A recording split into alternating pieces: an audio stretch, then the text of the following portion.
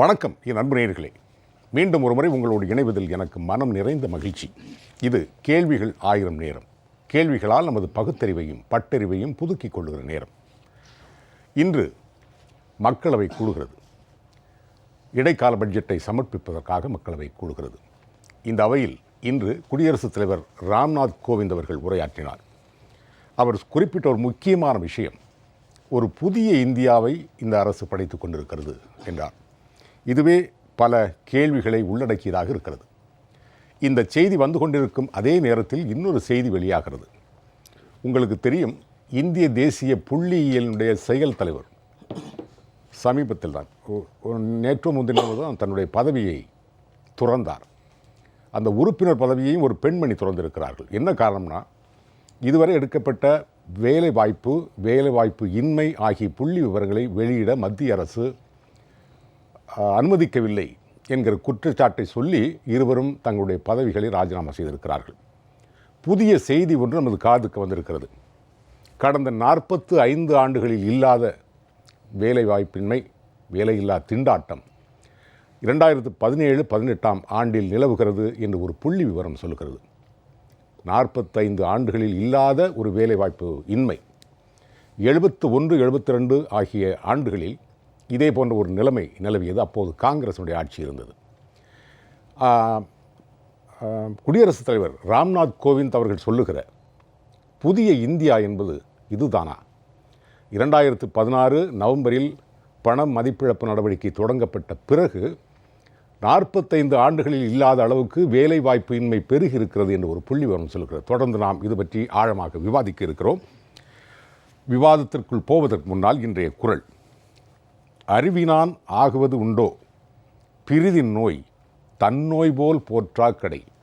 இந்த நோய் என்ற இடத்தில் தனி மனிதனுக்கு வரக்கூடிய துன்பங்கள், வறுமை எல்லாவற்றையுமே சேர்த்து கொள்ளலாம்.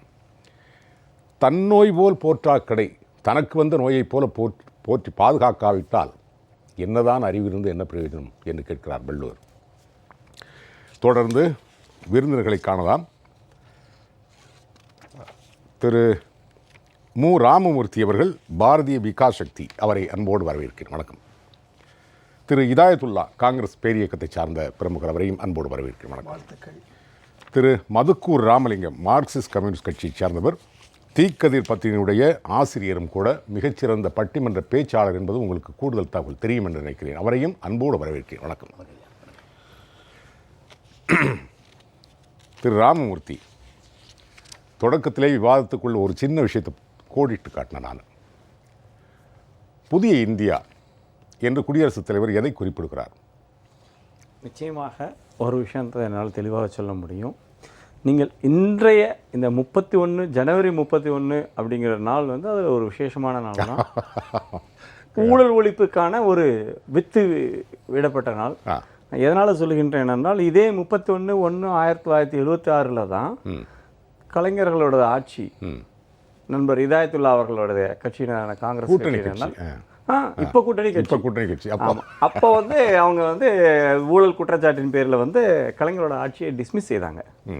ஆக ஒரு விஷயமாக புதிய இந்தியாவில் நிச்சயமாக வந்து ஊழலற்ற ஒரு ஆட்சி நிச்சயமாக கடந்த 5 ஆண்டுகளில் நீங்கள் 2004-2014 அந்த காலகட்டத்தை பார்த்தீங்கன்னா, ஆங்கில எழுத்துக்கள் ABCDன்னு இருக்கும். ஏன்னா ஆதர்ஷ், பினா இது, சினா காமன்வெல்த், அப்படி தான் ஊழல்கள் நடந்து கொண்டிருந்ததை தவிர்த்து இந்த ஆட்சியில் நிச்சயமாக உங்களால் வந்து ஊழல் சொல்ல முடியாது.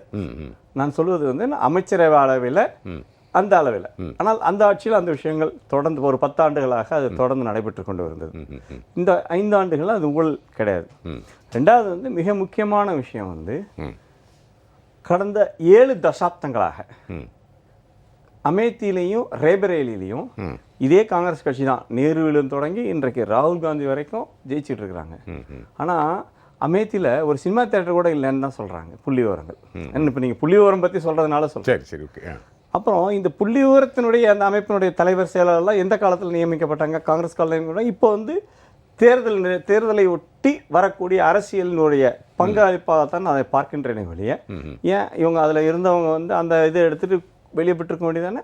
நீங்கள் வந்து கடந்த 45 ஆண்டு காலமாக இல்லாத ஒரு வேலைவாய்ப்பின்மை இப்பொழுது நிலவுகிறது அப்படிங்கிறத சொன்னால் ஒரு விஷயம் 2014 வந்து ஜிடிபி 4.8%, இப்போ அது 8%க்கு மேலே போயிருக்கிறது. ஆக பொருளாதாரம் வந்து சரியான திக்கில நோக்கி வளர்ந்து கொண்டிருக்கின்றது.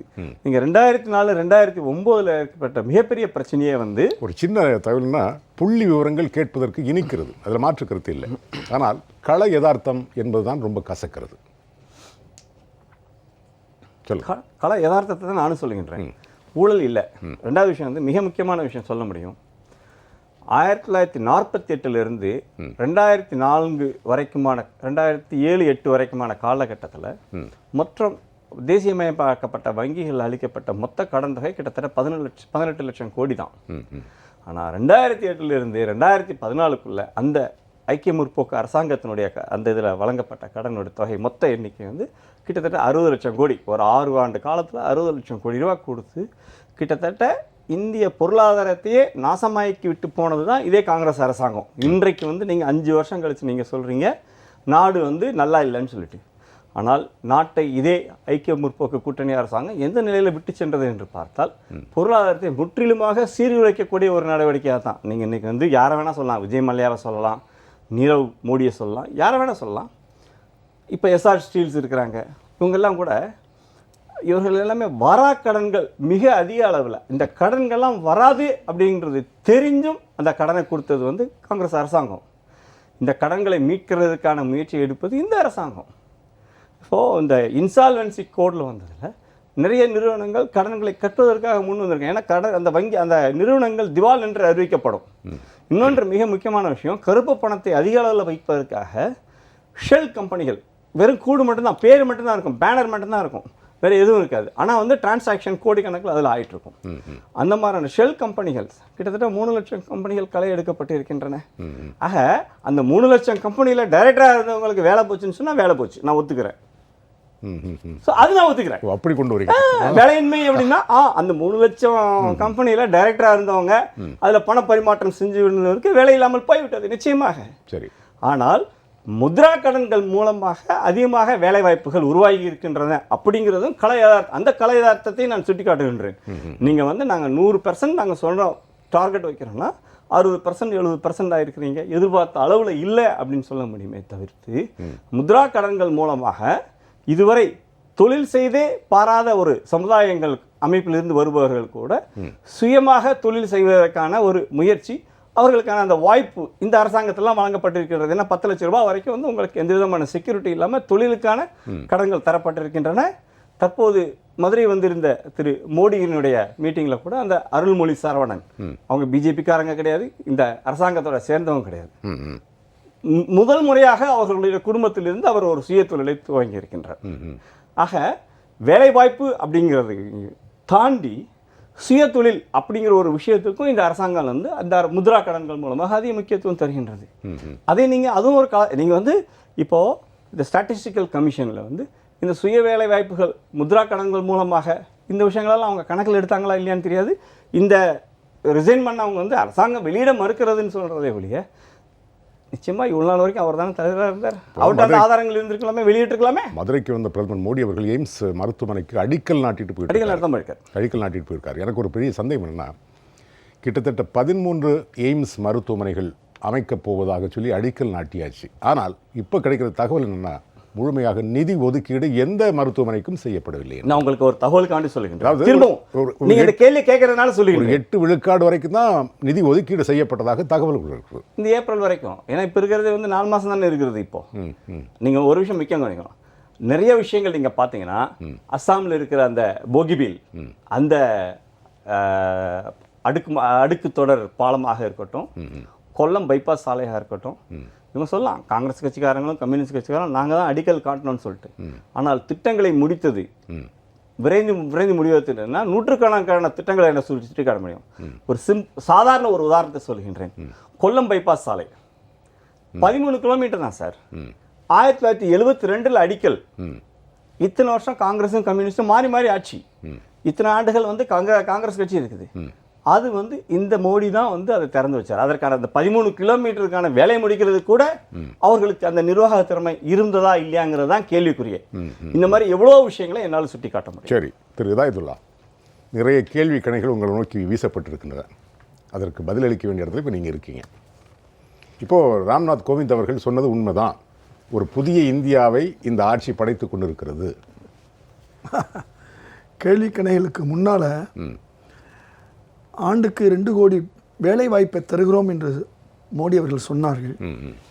இந்த 4.25 ஆண்டுகளாக வேலை வாய்ப்பு சுதந்திர இந்தியாவில் இதுவரை இல்லாத அளவுக்கு மோசமான நிலை வந்திருக்குன்னு சொன்னீங்க. காங்கிரஸ் ஆட்சி காலத்தையும் சொன்னீங்க. 72 உங்களுக்கு நன்றாக தெரியும், இந்தியா பாகிஸ்தான் வார், வங்காளதேச பிரிவினை, அகதிகள் அங்கிருந்து வந்த நேரம், நாம் எல்லாம் அந்த 5 பைசா ஒவ்வொருத்தரும் கொடுத்த பார்த்தீங்கன்னா ஸ்டாம்பில் உட்கொண்டு அப்படிப்பட்ட ஒரு நேரத்தில் தான் அந்த பின்னடைவு. ஆனால் நாங்கள் ஆட்சிக்கு வந்தால் இவ்வளோ பெரிய முன்னேற்றம், வளர்ச்சி, சப்கே சாத் சப்கே விகாஸ் எல்லாம் பொய் சொல்லி இன்றைக்கு இவ்வளவு மோசமான ஒரு நிலைக்கு நாட்டை கொண்டு வந்து மோடி விட்ட நிலையில்தான் ராம்நாத் அவர்கள் சொல்கிறார். அமேத்தியில் ஒரு சினிமா தியேட்டர் கூட இல்லை அப்படின்னு சொன்னார். இன்றைக்கி மிடில் ஈஸ்டில் பெரும்பாலான கண்ட்ரிகள் நாடுகள் மிக பொருளாதாரத்துறை உச்சத்தை தொட்ட நாடுகளில் கூட உங்களுக்கு சினிமா தியேட்டர் இல்லை. ரஷ்யாவில் உங்கள் வல்லரசில் ஒன்று பல ஊர்களில் சினிமா தியேட்டர் இல்லை. சினிமா தியேட்டர் இல்லைங்கிற ஒரு காரணத்துக்காண்டி வளர்ச்சி போச்சு சொல்ல முடியாது. அது இன்னும் சொல்லப்போனால் நல்ல பண்பாடு, நல்ல சமூகத்தை உருவாக்கலாம்னு கூட அர்த்தம். ஒரு பல ஊர்களில் இன்றைக்கி தமிழ்நாட்டில் காவல் நிலையமே இல்லை, அதுலேயும் குறிப்பாக சிறுபான்மை உள்ள ஊரில். ஆனால் காவல் நிலையமே இல்லைங்கிறனால அந்த ஊர் வளர்ச்சின்னு சொல்ல முடியாது. அவங்க தேவையில்லை, நாங்கள் எங்களுடைய இதை பார்த்துக்கணும்னு சொல்கிற மாதிரி. அதுக்குள்ள உதாரணத்துக்கு நான் சொல்ல வர்றேன், ஒரு சில ஊர்களில் இன்றைக்கும் காவல் நிலையம் இல்லாத ஒரு நிலை இருக்குன்னா அது நல்லதுன்னு எடுத்துக்கிறோம். வறுமையின்மையால் கம்பன் சொன்னான் இல்லையா, அது மாதிரி. அது மட்டும் இல்லாமல் 8.6ன்னு போகிற போக்கில் வளர்ச்சின்றார். அவங்க கொடுத்ததுக்கு அந்த அதிகபட்ச புள்ளி வரமே 6.6. இந்த 2% ஏற்றுனாங்கள புள்ளி வரத்தை. இந்த பிரச்சனையே அவங்களுக்கு அதுதான். உண்மையான புள்ளி வரத்தை 2 விழுக்காடு அதிகப்படுத்தி தான் இவங்க சமீபத்தில் 3 வருஷமாக சொன்னாங்க. அந்த புள்ளி வரம் இது வந்து புள்ளி ராஜா மாதிரி இருக்குன்னு சொல்லி தான் இது எங்களுக்கு பிடிக்காதுன்னு சொல்லி வெளியே போயிருக்காங்க இன்றைக்கி புள்ளி வர கணக்காளர்கள். இப்போ பிரச்சனை அதில்ல. அடுத்து ஒரு வார்த்தை சொன்னார், அதாவது வாராக்கடன். இதே அருண் ஜேட்லி அவர்கள் ஆட்சியை கையில் எடுக்கும் பொழுது 2.33 லட்சம் கோடி வாராக்கடன் என்று சொன்னார். இப்போ கடந்த ஆண்டு நம்முடைய ரிசர்வ் பேங்க் சொன்னது கிட்டத்தட்ட 9 லட்சம் கோடின்னு. இப்போ அது 10 லட்சம் கோடி தாண்டிருச்சு. இப்போ நான் கேட்குறேன், 2.33 லட்சம் கோடி என்பது 9 லட்சம் கோடியா வாராக்கடனாக மாறினா, இந்த 4 வருஷமாக காங்கிரஸ் ஆட்சியில் இருந்தது யார்? நீங்கள். வாராக்கடன் மட்டுமல்ல, அதில் ஒரு 2 லட்சம் கோடியை கார்ப்பரேட்டுகளுக்கு நீங்கள் தள்ளுபடி பண்ணீங்கல்ல, அதுவும் அதில் வந்தது தான். அப்போ சுதந்திர இந்தியாவில் 1947 2014 வரை ஒட்டுமொத்த வாராக்கடன் எத்தனை வருஷம்? 2.33 லட்சம் கோடி. இன்னைக்கு 9 லட்சம் கோடி 10 லட்சம் கோடி தாண்டினா யாரு? நான் கேட்குறேன், காங்கிரஸ் ஆட்சி காலத்திலையா நிரவ் மோடி ஓடினாரு, சோக்சி ஓடினாரு, அதே மாதிரி விஜய் மல்லையா ஓடினாரு. உங்கள்கிட்ட சொல்லிட்டு தான் போனார். யார்கிட்ட சொல்லிட்டு? நான் போயிட்டு வர்றேன்னு சொல்லி. அதை பிடிக்க தகுதி இல்லை யார்கிட்ட? அருண் ஜேட்லியில் பாராளுமன்ற வளாகத்தில் போய் நான் ஊருக்கு போயிட்டு வர்றேன்னு சொல்லி இத்தனை கோடி கடனை வச்சுட்டு போகும்போது பணக்காரர்களுக்கான ஆட்சி என்பது இதை விட என்ன நீங்கள் செய்யணும்? இன்னைக்கு என்னன்னு சொன்னால், சமீபத்தில் வறுமையை ஒழிப்போங்கிறாங்க. அதிகமாக பணக்காரர்களுடைய பணம் அதிகமாக இருக்குது, ஏழைகள் ஏழ்மையில் போயிருக்காங்கிறது புள்ளி வரும், அவங்களே கொடுத்த புள்ளி வரும். இதுக்கு இடையில இன்றைக்கு ராம்நாத் கோயங்க உள்ள சப்ஜெக்டுக்கு வருவோம். சொன்னதுக்கு நான் பதில் சொல்லி ஆகணும். இன்னொரு விஷயம் வந்து உங்களுக்கு மகாத்மா காந்தியுடைய 150வது ஆண்டு அவர் கனவை நனவாக்கும் சொல்லிட்டு, அந்த மகாத்மா காந்திக்கு எந்தெந்த அளவுக்கு எதிராக இருக்கணுமோ அவங்களுடைய 2 சீடர்கள் அற்புதமாக வச்சுருந்தார். வல்லபாய் பட்டேல் துணை பிரதமர், நேரு பிரதமர், நேருடைய வாரிசுன்னு சொன்னார். அந்த நேருவை இழிவுபடுத்தியது இன்னைக்கு யாருன்னா இவங்க தான். இன்னைக்கு குஜராத்தில் 2 சிலையை இன்னைக்கு 3000 கோடிக்கு வச்சாங்க இல்லையா? ஏன் மகாத்மா காந்திக்கும் சர்தார் பட்டேலுக்கு சேர்ந்து ஒரு சிலை வச்சிருந்தா 2 பேரும் குஜராத்துடைய குடிமக்கள் தானே.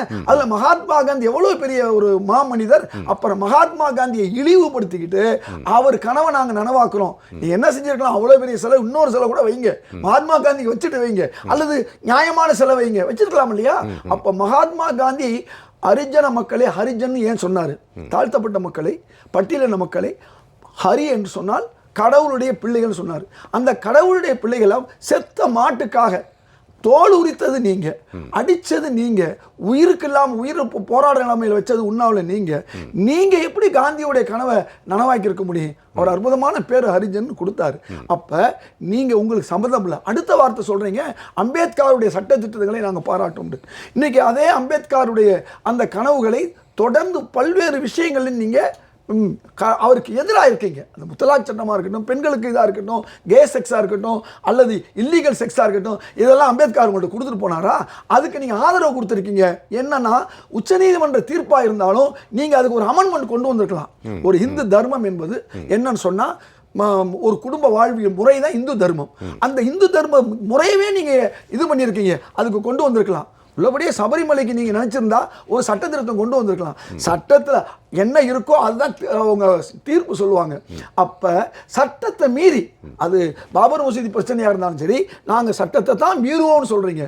நீங்கள் எப்படி மகாத்மா காந்தியையும் அம்பேத்கரையும் நீங்கள் சொல்ல முடியும்? இதுக்கு அடுத்து காப்பீட்டு திட்டம். சரி, உங்களுக்கு நன்றாக தெரியும். காப்பீட்டு திட்டம் என்பது ஒரு இது அரசு செய்வதல்ல, அரசுடைய நிறுவனங்கள் செய்வது. எல்ஐசி என்பது நீண்ட நெடுகாலமாக இருக்குது. எல்ஐசி காப்பீட்டு மூலமாக கோடிக்கணக்கான பயன்பட்டுருக்காங்க. நீங்கள் ஒதுக்கிய பணம் எவ்வளவு? இப்போ 50 கோடி பேருக்கு நாங்கள் காப்பீடு கொடுக்குறோம்னு சொன்னீங்க. ஆனால் ஒதுக்குனது 200 கோடி. 50 கோடி குடும்பத்திற்கு 5 லட்சம் வரை தர்றோம் சொல்லி இப்போ இந்த பெண்களுக்கு நாங்கள் சமூக நல திட்டப்பாக சுகாதாரம்ங்கிறீங்க. முதல் பட்ஜெட்டிலேயே காங்கிரஸ் கொடுத்த முந்தின பட்ஜெட்டை விட 25% குழந்தைகளுக்கும் பெண்களுக்கு நீங்கள் தான் குறைச்சிங்க. அது தொடர்ந்து அந்த நிலையில தான் இருக்க ஒளி கூடலை. அப்போ நீங்கள் எப்படி நாங்கள் அதை செய்கிறோம்? அது பாருங்க. நீங்கள் ஒரே ஒரு விஷயம் சொல்லி முடிச்சுக்கிறேன். 98% பேர் கழிவறை பெற்றுள்ளன்னு அறிக்கையில் ராம்நாத் வாசிக்கிறாரு. அதுக்கு முந்தினவரில் சொல்றாரு, ஏற்கனவே 40 விழுக்காடு கழிப்பறைகள் இருந்தது. நாங்க புதுசா 8 கோடி பேருக்கு, அதாவது 6 கோடி பேருக்கு நாங்கள் கழிப்பறை கட்டினாங்க. ஆனா ஒட்டுமொத்த 60% மக்கள் எவ்வளவு தெரியுமா? அப்ப 70 கோடி மக்களுக்கு நீங்க கொடுத்துருக்க கழிப்பறை உங்களுடைய புள்ளி விவரத்தில் கூட ராம்நாத் அவர்களுக்கு நீங்க நம்முடைய குடியரசுத் தலைவருக்கு எழுதி கொடுத்தது கூட நீங்க சரியா எழுதி கொடுக்கல. இன்னும் பல்வேறு விஷயங்கள் நான் சொல்றேன். இன்றைக்கு ஒட்டுமொத்தமாக மகாத்மா காந்தியையும் அம்பேத்கரையும் இழிவுபடுத்தி விட்டு அவர்கள் கனவை நாங்கள் நனவாக்குவோம் என்று சொல்லி இன்றைக்கு வந்திருக்க உரை என்பது இதுவரை இருக்கக்கூடிய குடியரசுத் தலைவருடைய உரையிலே மிக மோசமான உரை. திரு ராமமூர்த்தி, அதுதான் நீங்கள் சொல்லிட்டு திருப்பி வரணுங்க. ஏன்னா 2 கேள்வி கேட்டிருக்காரு. முதல்ல நீங்கள் சொன்ன அந்த தள்ளுபடி வாராக்கடன், அதுக்கு பற்றி ஒரு விளக்கம் சொல்லியிருக்காரு. 2வது காந்திஜிக்கும் அம்பேத்கருக்கும் இந்த அரசு செய்த மரியாதை என்ன, முக்கியமான கேள்வி வச்சிருக்காரு. அதற்கு சில காரணங்களையும் சொல்லியிருக்காரு. உங்களுடைய விளக்கம், அதுக்கு பிறகு நான் அதுக்கு ஒரு அடிப்படையிலே போயிடுறேன். அம்பேத்கரை தேர்தல் அரசியலில் தோற்கடித்தது இதே காங்கிரஸாரும் இதே கம்யூனிஸ்ட் கட்சிகளும் தான். அம்பேத்கர் மும்பையில் ஜெயிச்சப்போ அவருடைய எலெக்ஷன் ஏஜென்ட்டாக வேலை பார்த்தது பாரதிய மஸ்தூர் சங்கத்தினுடைய ஃபவுண்டராக இருந்த திரு தத்தோபன் தேங்கடி தான். அவர் ஆர்எஸ்எஸ் மற்ற இதர பணிகளிலிருந்து விடுவித்து அம்பேத்கருக்காக வேலை செய்யுமாறு செஞ்சு தான் 1956 அவர் ஜெயிக்கிறார். அம்பேத்கர் ஜனசங்கம் மட்டும் கிடையாது, கொஞ்சம் சோசியலிஸ்டுகள் அவங்கெல்லாம் சேர்ந்து பண்ணுறாங்க. ஆனால் அதே அம்பேத்கரை தேர்தலில் தோற்கடிக்கிறதுக்காக இதில் கேண்டிடேட் நிப்பாட்டி வேசஸ் பண்ண இதே காங்கிரஸும் கம்யூனிஸ்ட் கட்சிகளும் தான் இல்லை நாங்கள் அம்பேத்கர் நினைவை போற்றுகின்றோம். அவர் உயிரோடு இருக்கும்போது அவரை தோற்கடிச்சிங்க முதல் எலெக்ஷனில். அதுக்கப்புறம் திட்டமிட்டு அவங்க நாங்கள்லாம் சேர்ந்து அவரை ஜெயிக்க வச்சோம். அதுதான் உண்மை, வரலாற்று உண்மை அதுதான். 2வது என்னென்னா, இந்த நிச்சயமாக அம்பேத்கருடைய கொள்கைகளை வேறு எந்த அரசாங்கத்தை விட இந்த அரசாங்கம் தான் மிக அதிகமாக ஃபாலோ பண்ணுறது. ஒரு சிறிய உதாரணத்தை சொல்லுகின்றேன். இன்றைக்கு நாட்டிலேயே மிக அதிகமாக பட்டியலினத்திலிருந்து எம்எல்ஏக்களும் எம்பிக்களும் அதிகமாக இருக்கக்கூடிய ஒரு கட்சி எதுவாக இருக்கும்னா அது இந்த அரசாங்கம் தான். அது நிச்சயமாக நீங்கள் அந்த புள்ளி ஒருத்தர் மறுக்க முடியாது. 2வது ஸ்வச் பாரத் பற்றி அவர் குறை சொல்லும்போது அவர் என்ன சொன்னார்னா, 80 கோடி பேரில் 70 கோடி பேர் இருக்கிறாங்க, 8 கோடி தான் டாய்லெட்டு, இதை புள்ளி விவரத்தில் இடிக்குதேன்னாரு. ஒரு ஆளுக்கு ஒரு டாய்லெட் எங்கேயுமே கட்டுறதில்லை. ஒரு குடும்பத்தில் 4 பேர் 5 பேர் 6 பேர் இருக்கும்போது ஒரு குடும்பத்துக்கு டாய்லெட் தான். டாய்லெட் கணக்கு குடும்பத்திற்கே தவிர்த்து தனிநபருக்கு இல்லை. சரி சரி. ஸோ அந்த விவரமும் தப்பு. 3வது ஒரே வரல பதில் சொல்லிடுறேன், நான் அதிகமான போல. அம்பேத்கர் தேர்தலில் தோற்கிறாரு, காமராஜரும் தேர்தலில் தோற்றிருக்காரு. காமராஜர் அது குறுக்க பேச வேணாம், தயவு செய்து. நான் குறுக்க பேச மாட்டேன், நீங்களும் குறுக்க பேச வேணாம். நீங்கள் காமராஜரையே நீங்கள் ஓட ஓட விரட்டினீங்க, தீயடிக்க முயற்சி பண்ணீங்க. அந்த காமராஜர் தோக்கடிக்கிறதுக்கு நீங்கள் கூட இருந்தீங்க. உங்களுடைய அன்றைக்கி ராஜாஜி அன்றைக்கி கூட இருந்தார். அப்போ அதே மாதிரி அம்பேத்கருடைய திட்டங்களை நாங்கள் மதித்தோம், அரசியலமைப்பு சட்டத்தில் கொண்டு போய் வச்சோம். மகாத்மா காந்தி தான் அந்த வேலையும் செஞ்சார். அன்றைக்கு இந்த சட்ட திருத்தம் எழுதுறதுக்கும் போது பாஜக ஆட்சியில் இருந்துச்சா, ஜனசங்க ஆட்சியில் இருந்துச்சா? காங்கிரஸ் தான் அம்பேத்கரை இவ்வளோ ஒரு மிகப்பெரிய சட்டத்திட்டத்தை எழுதுவதற்கு காரணமாக இருந்த ஒரு பதில் இவர் சொன்ன உண்மைக்கு புறமானதுக்கு போதும். இல்ல இல்ல இல்ல திரும்ப சொல்லிடுறேன். கான்ஸ்டிடியூஷன் அசெம்பிளிங்கிறது வேற, காங்கிரஸ் கட்சின்றது வேற. திரும்ப நீங்க சொல்றது ஞாபகப்படுத்துறேன். கான்ஸ்டிடியூஷன் அசெம்பிளி தான் கான்ஸ்டிடியூஷனை யார் டிராஃப்ட் பண்ணணுங்கிறத தேர்தலை நடத்தி அதெல்லாம் தெரிந்தார். காங்கிரஸ் கட்சி பிச்சை போட்டுல அம்பேத்கர் வர்ற மாதிரி அவர் சொல்ல. நிச்சயமாக கான்ஸ்டிடியூஷன் அசெம்பிளி மெம்பர்கள் அனைவரும் ஏகோபித்து தேர்ந்தெடுக்கப்பட்டு வரைவு குழுவுக்கு தலைவராக இருக்க வேண்டும் என்று சொன்னது. அந்த கான்ஸ்டிடியூஷன் அசெம்பிளில எல்லாருமே இருக்காங்க. காங்கிரஸ் கட்சிக்காரர்கள் மட்டும் இல்ல, கம்யூனிஸ்ட் கட்சிக்காரங்க இருக்காங்க, இந்து மகா சபை இருக்கு, யார் வேணா இருக்க போகுது. நாங்க போட்ட பிரச்சனை இந்த மாதிரி பேசுறாரு. இதை விட அம்பேத்கருக்கு இழிவுபடுத்துறது வேற யாருக்கு முடியும்? அதான் நான் பரிபூரணம். அதாவது ஒரே ஒரு விஷயம் தான், கான்ஸ்டியூண்ட் அசம்பிளியாக இருந்தாலும் அந்த காலகட்டத்தில் காங்கிரஸ் தான் அதிகமான இடங்களை பெற்றது. அவருக்கு அந்த பொறுப்பை கொடுத்தது காங்கிரஸ் தான். காங்கிரஸ் கட்சியோட கம்யூனிஸ்ட் கட்சி சேர்ந்தா அந்த நல்ல காரியத்தை செஞ்ச ஒழிய அன்னைக்கு ஜனசங்கமும் பிஜேபி செய்யல. இந்து மகாசபைக்கு இதே கிடையாது. திரு மதுக்கூர் ராமலிங்கம் ரொம்ப அமைதியாக இருந்துட்டீங்க, நிறைய பேச வேண்டியிருக்கீங்க. காந்தியை பற்றி நாம் தேசத்தந்தை காந்தியடிகள் அவர்கள் நினைவு தினம் கிடையாது. இந்துத்துவ மதவெறியர்களால் காந்தியவர்கள் சுட்டுக் கொல்லப்பட்ட தினம் என்பதை கூட நாம் கொஞ்சம் கொஞ்சமாக மறந்து கொண்டிருக்கிறோம். இப்போ சொல்கிறீங்க பாருங்கள், தூய்மை இந்தியான்னு. காந்தி அப்படின்னாலே மத நல்லிணக்கம், மதச்சார்பின்மை, மக்கள் ஒற்றுமை என்பதையெல்லாம் தாண்டி இந்த 4.5 ஆண்டு காலத்தில் காந்தி எதனுடைய அடையாளமாக மட்டும் முன்னிறுத்தப்படுகிறார் என்றால் தூய்மை இந்தியா. அதுதான் ஒன்று காந்தி இதனுடைய வாழ்நாள் போது செய்தது போல அவர் காந்தி என்றவுடன் உலக அரங்கிலே நினைவுக்கு வருவது என்பது அவருடைய சகிப்புத்தன்மை, அகிம்சை. இதுதான். இதில் நேற்றைக்கு ஒரு சமூக வலைதளங்களில் ஒரு காணொலி காட்சி வெளியாகி கொண்டிருக்கிறது. அன்றைக்கு காந்தியை சுட்டுக் கொன்றது நாதுராம் கோட்சே, அந்த வழக்கில் யாரெல்லாம் குற்றச்சாட்டு அந்த விதத்துக்குள்ளே போகலை. நீ குடியரசுத் தலைவர் தான் நம்முடைய பிரதான விவாதம். ஆனால் நேற்றைக்கு பார்த்தா எனக்கு அதிர்ச்சியாக இருக்குது.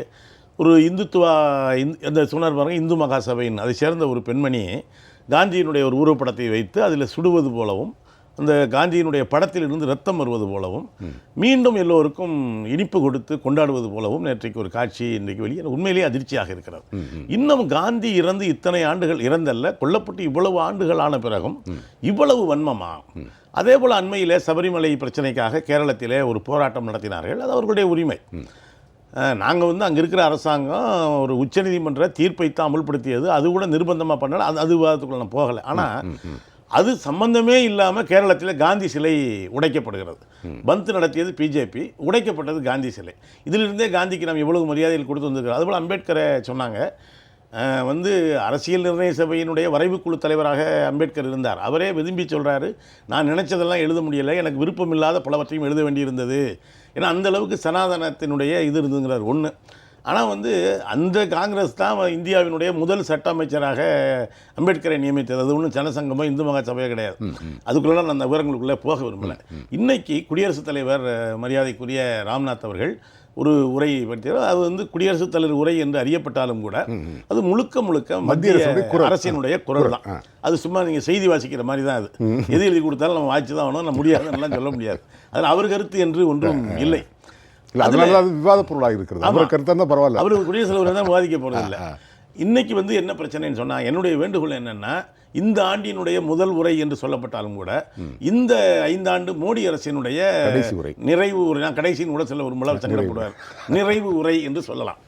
அது நிறைவு பெற வேண்டும் என்பது என்னுடைய விருப்பம். இன்னும் இனிமேல் இந்த நாடு இந்த ஆட்சியை தாங்காது. இது இந்த ஆண்டினுடைய முதல் உரை, இந்த ஆட்சியினுடைய நிறைவு உரை அல்லது கடைசி உரை என்று பார்க்கிற பொழுது புதிய இந்தியாலாம் உருவாக்க வேணாம்.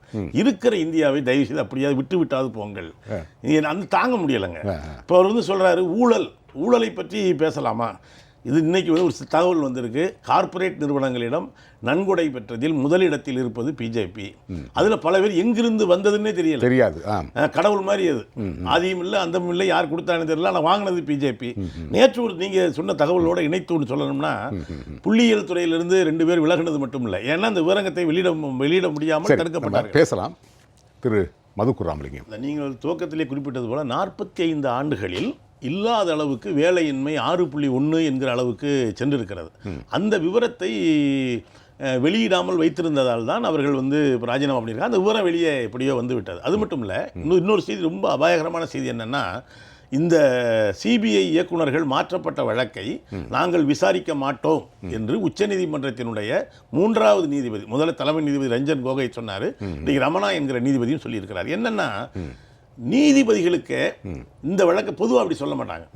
என்னன்னா, நீதிபதிகளுக்கே கூட ஒரு உயிருக்கு உத்தரவாதம் இல்லாத ஒரு நிலைமை உருவாகி இருக்கிறது. ஏன் இந்த வழக்கை விசாரிக்க மாட்டேங்கிறாங்க? இதை வந்து இந்த 4.5 ஆண்டு காலத்தில் எல்லா அரசியல் சாசன நிறுவனங்களும் சீர்குலைக்கப்பட்டிருக்கு. அவங்க எங்கே துவங்கினாங்கன்னா, திட்டக்குழு இருந்தது, அதை கலைச்சிட்டு அந்த வேற ஒரு இதை, அது வந்து மாநிலங்களுக்கு போய் இந்தியெல்லாம் பார்த்தீங்கன்னா திட்டக்குழுவை சந்திக்கலாம், பேசலாம். இப்போ அங்கே அவங்க சொல்கிறத கேட்டுக்கிட்டு வர வேண்டியது தான். அது ஒரு ஒன்று. 2வது, மத்திய புலனாய்வுத்துறை சிபிஐ. நம்ம தமிழ்நாட்டில் எதுக்கு எடுத்தாலும் சிபிஐ கேள்னு சொல்லுவோம். ஆனால் சிபிஐயே இப்போ வந்து ஒரே நாளையில் 2 அதிகாரிகள் சிபிஐக்குள்ளே சண்டை. ஒரே நேரத்தில் சிபிஐ ஆஃபீஸில் ரெய்டு நடக்குது 2 அதிகாரிகள் மத்தியில். அதுக்கு என்ன காரணம்னு சொன்னால், ஒருத்தர் வந்து மோடிக்கு ஆதரவான ஒருவர் புகுத்தப்பட்டதால் ஏற்கனவே இருந்தவருக்கும் அவருக்குமான இடையிலான பிரச்சனை. ஆர்பிஐ எவ்வளவு சீர்குலைக்கப்பட்டதுங்கிறது நமக்கு எல்லாருக்குமே தெரியும். ரகுராமராஜன் எப்படி வெளியேறப்பட்டார், இப்போ இருந்த ஆர்பிஐ அவர் இப்போ அவங்க வேண்டிய வேலை போட்டிருக்காங்க.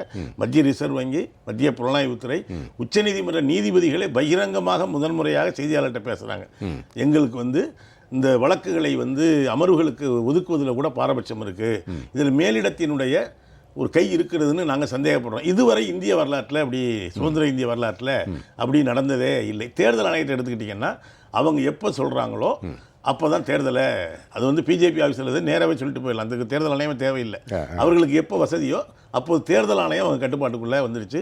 மத்திய புலனாய்வுத்துறை, உச்சநீதிமன்றத்தினுடைய நீதிபதிகளை விலை கொடுத்து, ஏன்னா லோயான ஒரு நீதிபதியினுடைய மரணம் இன்றைக்கு வரைக்கும் மிகப்பெரிய பிரச்சனையாக இருக்கிறது. இந்த இதில் வந்து இந்த 4.5 ஆண்டுகளில் ஏற்கனவே இருந்த இந்திய அரசியல் சாசன கட்டமைப்புகள் அனைத்தும் கடுமையாக தகர்க்கப்பட்டிருக்கிறது. நாங்கள் சொல்றது தான் கேட்கணும். கேட்கவில்லை என்றால் எந்த துறையாக இருந்தாலும் அதை நாசம் செய்து விடுவோம் என்பதுதான். அதே போல் அந்த ஊழல்னு சொல்லும்பொழுது நேற்று ஒரு தகவல் வந்திருக்கு. அதாவது திவான் ஹவுசிங் லிமிடெடுங்கிற ஒரு நிறுவனம் 1 லட்சம் கோடி அளவுக்கு வங்கி மோசடி செஞ்சிருக்கு. அது பிஜேபிக்கு 20 கோடி நன்கொடை கொடுத்துருக்கு. 1 லட்சம் கோடி எடுத்துக்கிட்டு எவ்வளவு மோசடி பண்ணிட்டு 20 கோடி பிஜேபி என்கிற கட்சிக்கு நன்கொடை கொடுத்தால் அந்த நிறுவனத்தின் மீது எந்த நடவடிக்கையும் இல்லை. அவர் தெரிஞ்சு சொன்னாரா தெரியாமல் சொன்னாரா, மல்லையெல்லாம் ஓடுனது இந்த ஆட்சியில் தான். சோக்சி ஓடுனது மட்டும் இல்லை, என்ன சொல்லிட்டாருங்க, போய் நான் இந்திய குடிமகன் இல்லைன்னு அறிவித்த பிறகு இனிமேல் அவரை நீங்கள் எதுவுமே செய்ய முடியாது. கொள்ளையடித்தது கூட நம்ம நாட்டு போனோம், நம்ம வங்கி போனோம், பொதுத்துறை வங்கி போனோம். ஆனால் அங்கே போய் சொல்கிறாரு, மல்லையாவோட அங்கே போய் என்ன சொல்கிறாரு, நான் லண்டன்னு சொல்லிட்டாரு அவர். உடனே அங்கேருந்து நீங்கள் கொண்டு வந்தால் அவருக்கு என்னென்ன வசதி செஞ்சுருவீங்க, கழிவறைன்னு பேசுகிறீங்கல்ல. எனக்கு அப்போ தான் ஞாபகம் வந்தது. லண்டன் கோர்ட்டு கேட்குது இந்திய அரசாங்கத்தை பார்த்து, நாங்கள் மல்லையாவை அனுப்பி வைத்தால் என்ன வசதி செய்து தருவீர்கள், அவருக்கு சிறப்பு சிறையில், அவருக்கு வந்து கக்கூசெல்லாம் எப்படி பண்ணி கக்கூசை படம் எடுத்து அனுப்புகிறாங்க. இதை விட கேவலம் ஒன்று உண்டா? இந்த நாட்டினுடைய மக்கள் வரிப்பணத்தை, வங்கி பணத்தை கொள்ளையடித்து கொண்டு போன முத்ரா கடனை பற்றியெல்லாம் பேசுகிறாங்க. எவ்வளோ பேருக்கு கிடைச்சிருக்குன்னா, நீங்கள் இந்த வேலையின்மை குறித்த ஆய்வு ரொம்ப முக்கியமானது. ஏன்னா இந்த பண மதிப்பிழப்பு நடவடிக்கைக்கு பிறகு எடுக்கப்பட்ட முதல் ஆய்வு இதுதான். இதை ஒரு தனியார் நிறுவனம் நடத்துகிறாங்க. மத்திய அரசினுடைய மத்திய புள்ளியியல் துறை, அவர்களே கூட சுதந்திரமாக செயல்பட முடியலையே.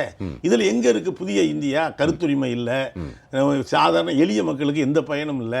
இப்போ பிரதமர் வந்தார், எய்ம்ஸ் நீங்கள் கூட தூக்கத்தில் சொன்னீங்க, எய்ம்ஸ் மருத்துவமனைக்கு அடிக்கல் நாட்டினார்.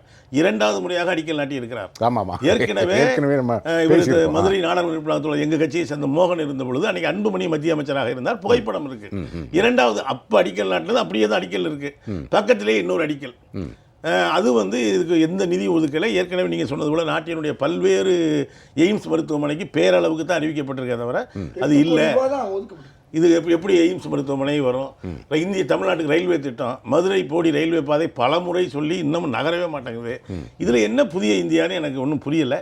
எனக்கு என்ன இதுன்னா, இது வந்து வங்கி மோசடி, அதில் ஓடி போகிறதுங்கிறது ஒரு பக்கம் இருக்க, எல்லா அரசியல் கட்டமைப்பு சாசனங்கள் இருக்கு பாருங்க, அது தகர்க்கப்படுவது ரொம்ப ரொம்ப ரொம்ப ரொம்ப ஆபத்தானது.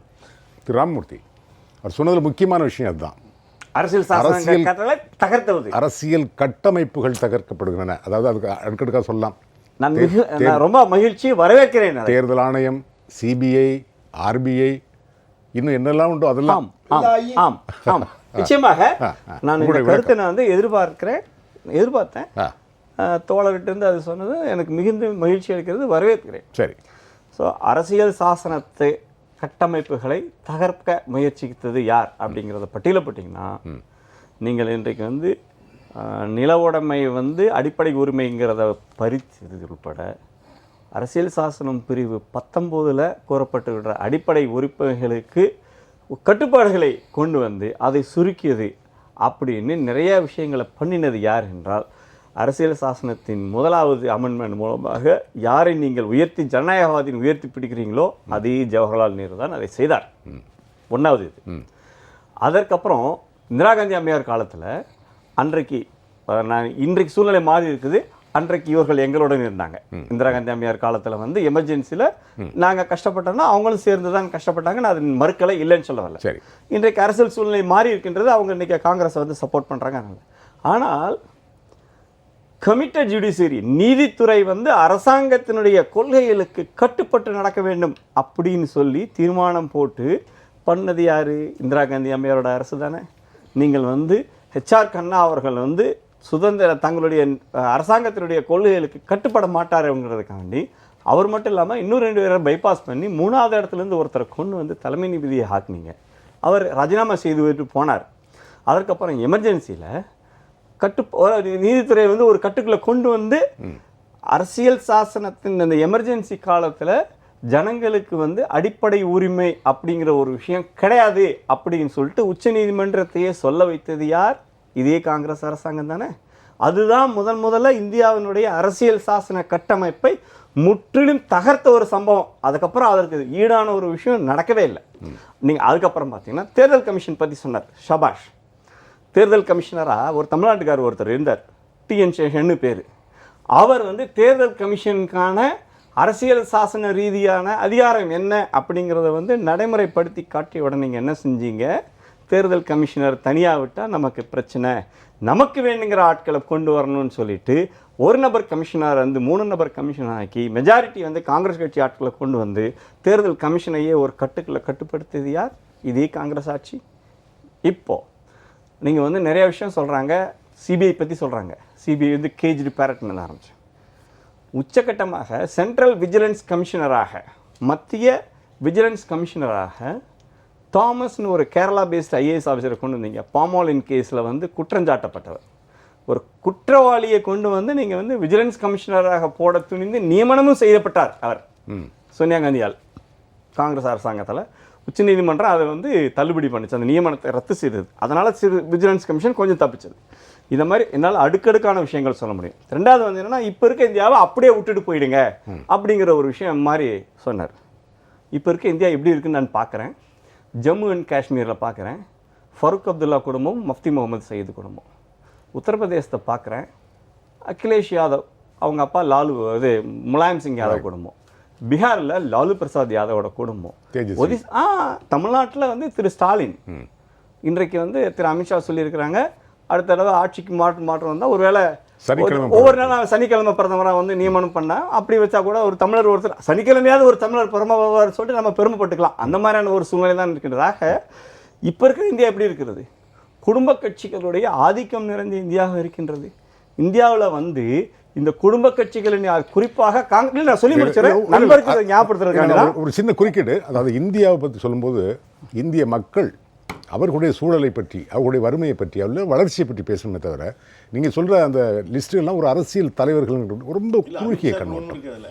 அமித்ஷா குடும்பம், கோபிநாத் முண்டே குடும்பம் இருக்கு, அது நம்ம சவுகான் குடும்பம், ஜாபம் ஊழல் சவுகான் குடும்பம், வசுந்தராஜே சிந்தியாவுடைய குடும்பம், யாரு நம்ம இந்த மோடி லலித் மோடி ஓடுனார் இல்லையா, அவர் குடும்பம். ஜோதிராஜ்ய சிந்தியா எங்க இருக்காருங்கறத நீங்க அப்ப அதே சேர்த்தானே சொல்லணும். அவர் மேல என்ன ஊழல் இருக்கு? ஊழல் இல்ல, குடும்பம்ங்கறது சொல்லி இந்த அம்மா மேல ஊழல் தானே. இல்ல, குடும்ப ஆட்சிங்கிறது இப்ப எல்லா இடத்துலயும் பரவலா வந்துருச்சு. இது வந்து சார் இருக்குங்கிறது நானும் ஒத்துக்கிறேன். ஆனால் இது வந்து வரவேற்கத்தக்கதான்னு கேட்டால் ஒரு ஜனநாயகத்தில் ஒரு குடும்ப ஆட்சிங்கிறது வந்து வரவேற்கத்தக்கது இல்லை. ஏன்னா வந்து ஒரு வளர்கின்ற ஜனநாயகத்தில் முதிர்ச்சி அப்படிங்கிற ஒரு இடத்துல வரும்போது வந்து என்னன்னா, நிச்சயமாக அந்த இடத்துல குடும்பத்திற்கு வாரிசாக இருப்பவர் வந்து வரணுங்கிற விஷயம் வந்து நிச்சயமாக இருக்க முடியாது. ஏனென்றால் நீங்கள் வந்து திரு ராகுல் காந்தி வந்து நீங்கள் ப்ரொஜெக்ட் பண்ணுறீங்க, அவருடைய கேரக்டர் எப்படி இருக்குன்னு நாம் பார்க்குறோம். அருண்ஜேட்லி உடம்பு சரியில்லாமல் இருக்கும்போது உள்ளே போய் பார்த்துட்டு வந்தார், அவர் சொல்கிற விஷயங்கள்லாம் பொய்ன்னு சொல்லிட்டு அருண்ஜேட்லி சொல்கிறார். இப்போது மனோகர் பரிக்கர் வந்து மரணப்படுக்கையில் இருக்கின்றார். கேன்சர் பேஷண்ட்டை எப்போ வேணால் அவர் உயிர் போயிடுங்கிற மாதிரி இருக்குது. அவரை போய் பார்த்துட்டு வந்து அந்த இடத்துலையும் பொய் சொல்கிறார். மரணப்படுக்கையில் இருக்க ஒருத்தர் வந்து என்னை பார்த்துட்டு ஏங்க இப்படி பொய் சொல்கிறீங்கன்னு சொல்கிற அளவுக்கு வந்து உங்களுடைய நீங்கள் வந்து யாரை பிரதம மந்திரியாக முன்னிறுத்துகிறீர்களோ அவர்கள் யாரை பார்த்து விட்டு வந்தாலும் அவர் பொய் சொல்கிறாருங்கிற விஷயத்தை பதிவு செய்கிறார்கள். நான் வந்து அது இவர் சரி அவர் சரிங்கிறது இல்லை. ஆனால் மரணப்படுக்கையில் இருந்து பார்ப்பவர் போய் பார்த்துட்டு வெளியில வந்து அதை வச்சு அரசியல் நிச்சயமாக தமிழ்நாட்டில் நடக்கல. சரி, தமிழ்நாட்டில் செல்வி ஜெயலலிதா அவர்கள் இதில் ஹாஸ்பிட்டலில் இருந்த போதோ இல்லை திரு கருணாநிதி அவர்கள் ஆஸ்பத்திரியில் இருந்த போதோ அவங்கள போய் பார்த்துட்டு வந்து அவர்கள் நலம் பெற வேண்டுங்கிறதான் தமிழ்நாட்டில் நம்ம சொல்லிட்டு இருந்தோமே தவிர்த்து யாரும் இவங்க என்கிட்ட இப்படி சொன்னாங்க இல்லை இந்த மாதிரி நடந்ததுங்கிறது அதை அந்த ஒரு அரசியல் நடத்தலை. ஆனால் ஆஸ்பத்திரியில் போய் ஒருத்தரை போய் பார்த்துட்டு வந்து அதையும் நான் அரசியலாக்குவேன் அப்படின்னு சொல்கிறவர் தான் நீங்கள் பிரதம மந்திரியாக முன்னிறுத்த முடியும் என்றால் உங்களுடைய நிலைமை ரொம்ப பரிதாபகரமானது தான். ஒரே ஒரு கருத்து மட்டும் சொல்லிடுறேன். இந்த பொய் சொல்கிறதுன்னு சொன்னார் இல்லையா, அதாவது மோடி வந்து தன் மீது ஏதாவது கடுமையாக அவர் ஒரு நாளைக்கு ஒரு முறை போட்ட சட்டையை ஒரு மறுமுறை போடுறது கிடையாது. அவர் எவ்வளோ ஆடம்பரமாக உடைய அணிக்கிறாரு, எவ்வளோ ஆடம்பரமாக சாப்பிட்றாருங்கிறதுலாம் நான் போகலை. ஏன்னா இந்திய மக்களுடைய வரிப்பணம் அதெல்லாம் அவருடைய வெளிநாட்டு பயணங்கள் அதெல்லாம் கூட இப்போ கூட இன்ஃபர்மேஷன் இருக்குது. அவர் வந்து அரசாங்க பணத்தை அவர் தனிப்பட்ட விஷயங்களுக்கு அது பயன்படுத்துறதில்ல. உணவு உள்பட அவருடைய சொந்த பணம் தான் பயன்படுத்தப்படுது. நீங்க ஆர்டில கேட்டு வாங்கிக்கலாம். தைவான் காலம் இல்ல நீங்க போய் சொல்றீங்க. இல்ல இப்போ நீங்க தயவு செஞ்சு சொல்லுகின்ற விஷயங்களை சரியா சொல்லுங்க தான் என்னோட பொய்ன்னு சொல்றதால சொல்றேன். ராகுல் காந்தி பத்தி ஐயா சொல்லுங்க பேசாம கேட்டேன்னா அது பதில் என்னுடைய பொறுப்பு. சமீபத்தில் அவர் எதுக்கு எடுத்தாலும் திரும்ப திரும்ப சொல்றது நான் ஏழை தாயின் மகன், டீ கடை வச்சிருந்தேன், நான் வந்து ஸ்கூலுக்கு போகிறதுக்கு முன்னால டீ கடையில் போய் வேலை பார்த்துட்டு வரலாம் சொன்னார்.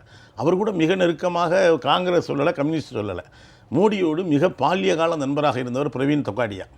இதனுடைய விஸ்வ இந்து பரிஷத்தினுடைய பொதுச்செயலாளராக இருந்தவர் தன்னுடைய உயிருக்கே ஆபத்துன்னு சொல்கிறார். அவர் சொல்கிறாரு மோடி ஒருபோதும் டீ கடையில் வேலை பார்த்ததே இல்லை. சொல்கிறது யார்? பிரவீன் தொகாடியா. அவர் மோடியினுடைய சகா. ரெண்டு பேரும் ஒரே ஆர்எஸ்எஸ் சங் பரிவாரத்தில் நீண்ட காலம். இதை என்ன சொல்றது? இது பொய்ன்னு சொல்றதா மெய்யின்னு சொல்றதா? மனுஷங்கரே சொன்னாரு மோடி வேணா வந்து all India Congress committee meeting வந்து டீ வேணா வைக்கலாம்னு மனுஷங்கரே அழைப்பு விடுத்தாரு. சொல்றது பிரவீன் தொகாடியா சொல்லிருக்கட்டும். நீங்கள் வந்து பிரதம மந்திரியா இருக்கக்கூடிய ஒரு நபரை நீங்க இழிவுபடுத்துற விஷயத்தை நீங்க அதை வேலை செய்தன்னு சொன்னதுனால தான் மனுஷங்கரே இருந்து வார்த்தை எங்க இதுல வந்து நீங்க டீ வித்துக்கங்கன்னு சொன்னாங்க. ரொம்ப நல்லது. அதுக்கு நடக்கவே இல்லைன்னு தப்பு இல்லை, வேற யாரும் சொல்லல. தப்பு கிடையாது, தப்பே கிடையாது. அது வேற. ஆனால் ஒருத்தர் டீ விக்கிறாருன்னு சொல்லிட்டு அவர் இழிவுபடுத்தியது காங்கிரஸ் கட்சியை சார்ந்த மணிசங்கர் ஐயர். இப்ப நான் வர்றேன். மரணப்படுக்கையில் இருக்கிற போய் முதல்வராக்குறது பாஜகவால் மட்டும்தான் முடியும். திரும்ப திரும்ப 7 தடவை மரணப்படுக்கைன்றாரு. ஒரு மரணப்படுக்கையில் இருக்கிற ஒரு மாநில முதல்வராக்கி வச்சிருக்கிறது நம்பர் 1. இந்தியாவில் படுக்கையே இல்லாத ஒருத்தருக்கு பிரதமர் பதவியும் கொடுத்து வச்சுருக்காங்க. அழகாக நம்முடைய ஸ்டாலின் சொன்னார் ஒரு வார்த்தை, நாங்களாவது ஒரு நாளைக்கு ஒரு பிரதமர் இருக்கோன்னு சொல்லி பிரதமர் அமித்ஷா ஒத்துக்கிறாரு. அப்போ அவர் ஆட்சி அடுத்து இல்லைங்கிறது தெளிவாயிருச்சு. ஆனால் இந்தியாவில் படுக்கையே இல்லாமல் உலகத்தை சுற்றிக்கிட்டு இருக்க ஒருத்தர் தான் இந்தியாவுடைய பிரதமராக இவ்வளோ நாளாக இருந்திருக்காரு. இவங்களாவது ஒவ்வொரு நாளைக்கு ஒரு பிரதமராக இருக்க போகிறாங்க. இந்த நிலைமைக்கு இடையில இவர் சொன்னார் பார்த்தீங்களா, அதாவது நம்முடைய இந்த விஷயத்தை, அதாவது டிஎன் சேஷன் அதுக்கு முன்னால் அரசியலமைப்பு சட்டம் சொன்னார். முதல் சட்ட திருத்தம் எதுக்கு வந்துச்சுன்னு அவருக்கு தெரிஞ்சோ தெரியலையோ 2 உச்ச ஜாதியினர் சுப்ரீம் கோர்ட்டில் போய் பின்தங்கியவர்களுக்கும் மற்ற சிறுபான்மையினருக்கும் உள்ள இடஒதுக்கீடை போய் தடுத்துட்டாங்க. சுப்ரீம் கோர்ட்டில் போய் உடனடியாக தந்தை பெரியார், பெருந்தலைவர் காமராஜர் மூலமாக நேருவுக்கு சொல்லி பண்டித ஜவஹர்லால் நேரு தான் இந்த சட்ட திருத்தத்தை அதுதான் அவங்களால பிடிக்க முடியல. இன்னைக்கு நீங்க பேசுங்க. பின்தங்கிய மக்களுக்கு இன்னைக்கு இடஒதுக்கீடு கிடைக்கிறதுக்கு ஒரே காரணம் அந்த ஜனநாயகவாதி நேரு தான். எந்த நேருவை இன்னைக்கு இழிவுபடுத்துறீங்களோ அந்த நேரு இன்னைக்கு இல்லைன்னா 69 இடஒதுக்கீடோ 50% இடஒதுக்கீடோ கிடையாது. அந்த முதல் சட்ட திருத்தம் அவர் சொன்னார் நேரு, அதாவது இந்தியாவுடைய சட்டம் வளையும் தன்மை உடையது, அதனால் நிச்சயமாக மக்களுக்காக இதை வளைக்கலான்னு சொல்லி முதல்ல வளைச்சார்.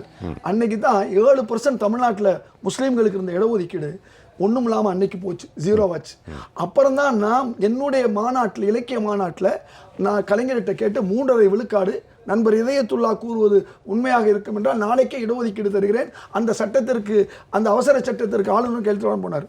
ரெண்டாவது அதுக்கு அடுத்து 5% கேட்குற வாய்ப்பு எனக்கு என்னுடைய மகனுடைய திருமணத்தில் கிடைச்சு, அவர் நான் நிச்சயமாக 5% தரேன்னு சொன்னார். இவ்வளவு தூரம் ஒரு சிறுபான்மை மக்கள் இன்னைக்கு சாதாரண மக்களுக்கு இடஒதுக்கீடு கிடைச்சதுக்கு அந்த நேரு பெருமனாருடைய முதல் சட்ட திருத்தம் தான் காரணம் என்பதை நான் முதல்ல சொல்லிக்கிறேன். நிறைய சொல்லிட்டே வந்தார். டிஎன் சேஷனுக்கு இவ்வளவு அதிகாரம் இருக்குங்கிறது வெளிப்பட்டதே காங்கிரஸ் ஆட்சி காலத்தில் தான், இவங்க ஆட்சி காலத்தில் இல்லை. இன்னொரு விஷயம் நீங்க பார்க்க வேண்டியது, அதாவது இந்த ஊழல் இல்லாத ஆட்சியை கொண்டு வரோம்னு எனக்கு ராம்நாத் பேசியிருக்காரு. நான் என்ன கேட்கிறேன், உங்களுக்கு அண்ணா ஹசாரேன்னு ஒருத்தர் இருந்தார். பாஜக ஆட்சியை கொண்டு வர்றதுக்கு காரணமா இருந்தார். அவர் லோக்பால்னு கத்திட்டே இருந்தார். காங்கிரஸ் என்ன பண்ணுச்சு, லோக்பால சட்ட திருத்தமா கொண்டு வந்துருச்சு. இன்னைக்கு வரை 4.25 வருஷமா இவங்க உள்ளபடியே ஊழல் இல்லாத ஆளா இருந்தா அந்த லோக்பாலையும் எல்லா மாநிலங்களிலும் லோக் ஆயுக்தாவையும் கொண்டு வந்திருக்க வேணாமா?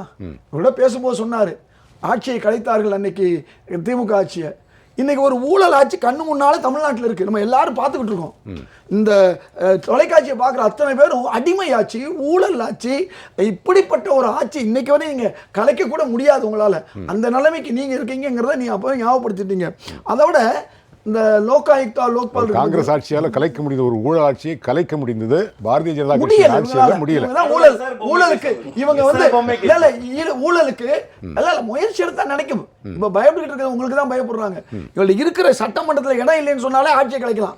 ஆட்சியை அவங்க நேரடியாக கலைக்க வேண்டியதில்லை, மெஜாரிட்டி நிரூபின்னு சொன்னால் கலைக்கலாம். இவங்களுக்கு கையில் இருக்க தேர்தல் கமிஷனை கூப்பிட்டு அந்த 11 சீட்டு எலெக்ஷன் நடத்து, அந்த 20, 18, 19 சீட்ல எலெக்ஷன் நடத்துன்னு சொன்னாலே நடத்தலாம்.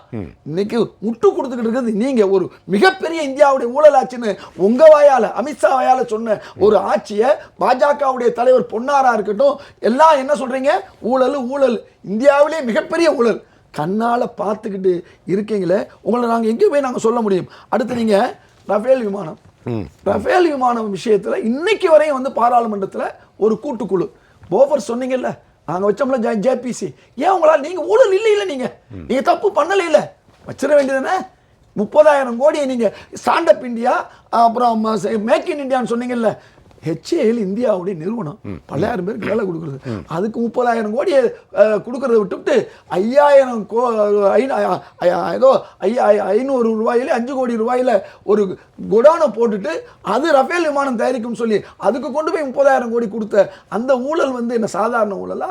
இப்போ நான் இவ்வளோ நேரம் சொன்னேன் இல்லையா, கோபிநாத் முண்டே கீதா முண்டே கடலை முட்டாய் ஊழல், வியாபம் ஊழல். யாரு?